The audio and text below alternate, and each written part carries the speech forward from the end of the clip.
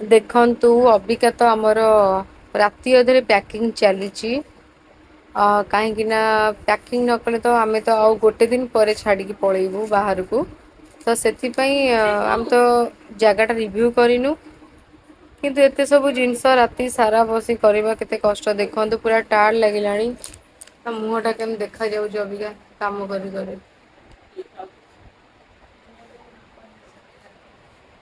କାମ କରି କରି ପୁରା ଟାୟାର୍ଡ ହେଇଗଲାଣି। ଗୋଟେ ପିଲାକୁ ଦେଖନ୍ତୁ ମୁଁ ଏଠି କେତେ ସାରା କାମ କରିକି ସବୁ ଜିନିଷ ଗୁଡା ରଖିଛି ମାନେ ଆହୁରି ପଡିଛି ଆହୁରି ମାନେ ମୁଁ କଣ କରିବି ମୁଁ କୋଉଆଡୁ କଣ କରି ଜାଣିପାରୁନି ଇଏ ଗୋଟେ ପିଲା ଏଇଠି ବସି ଶୋଇଛି ଦେଖ। ଓଇ ଓଇ ଭଲ ଆଉ ନା ମୁଁ ଏଠି ବସିକି ଯାତ୍ରା କରୁଛି ତୁ ବସି ସେଠି ଶୋ।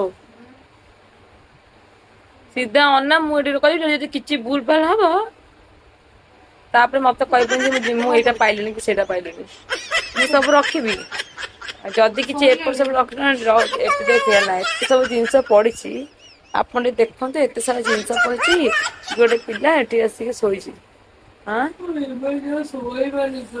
ହଁ ହଁ ନିଦ ଲାଗିଲାଣି ଆଉ ମତେ ନିଦ ଲାଗୁନି ବୋଧେ ତୋ ମୁଣ୍ଡ ଯାକୁଛି ମୋ ମୁଣ୍ଡ କଣ ହଉଛି ଆଁ ମୋ ମୁଣ୍ଡ କଣ ହଉଛି ଦେଖ ଗୋଟେ ପିଲା ମୋର ମାନେ ସୁରତ ଗଲାଣି ବେସୁରତ ହେଇକି ଦେଖିଲା ବେଳକୁ ସିଏ ଗୋଟେ ପିଲା ମାନେ କଣ ଆଉ କହିବି ଏତେ ସାରା କାମ ପଡିଛି ମାନେ ଅଳିଆ ପଡିଛି ମୋ ମୁଣ୍ଡ କାମ କଲାଣି ଇଏ ଦେଖ ମୋ ମୁଣ୍ଡ ଝାକୁନି କି ମୋ ମୁଣ୍ଡ ଝାକୁନି ସଜା ସରିଲାଣି ତୁ ଗୋଟେ କାମ କରୁଛୁ ମୁଁ ଯାଉଛି ଶୋଇପଡିବି ଯାହା ଯେତେବେଳେ କିଛି ହବ ସେଟା ସିଏ ବୁଝିବ ଶୁଣୁ ସବୁ ଯାକ ପୁରେଇବି ସବୁ ରଖିବି ଯଦି କିଛି ଏପଟ ସେପଟ ହେଲା ଆଉ ମତେ ସେଠି କହିବୁନି ମୋର ଏଇଟା ରଖା ହେଇନି ମୋର ସେଇଟା ରଖା ହେଇନି ଆହୁରି ଗୋଟେ ପିଲା ଦେଖନ୍ତୁ ଆହୁରି ପୁରେଇ ହେଇଛି ମତେ କହୁଛି ଆହୁରି ଜିନିଷ ପୁରେଇ କୋଉ ଆଡୁ ଜାଗା ହବ ମୁଁ ଥରେ ପୁରେଇବି ଟିକେ କହିଲୁ